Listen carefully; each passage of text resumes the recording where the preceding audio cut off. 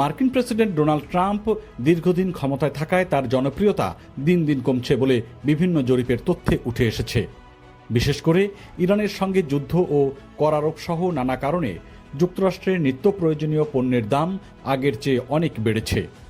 ফলে Donald Trump দেশের মানুষের স্বার্থে অনেক কিছু করার চেষ্টা করলেও তার জনপ্রিয়তার বেশ ভাটা পড়েছে। পাশাপাশি জনপ্রিয়তা বাড়ছে সাবেক প্রেসিডেন্ট বারাক ওবামার। এদিকে বৃহস্পতিবার প্রকাশিত সিএনএনের এক জরিপে দেখা গেছে, জীবিত সাবেক মার্কিন প্রেসিডেন্টদের মধ্যে সবচেয়ে জনপ্রিয় ব্যক্তি এখন বারাক ওবামা। জরিপ অনুযায়ী 57% আমেরিকান এই ওবামাকেই ইতিবাচকভাবে দেখছেন। অন্যদিকে বর্তমান প্রেসিডেন্ট ডোনাল্ড ট্রাম্পের প্রতি ইতিবাচক দৃষ্টিভঙ্গি রয়েছে মাত্র 34% আমেরিকানের।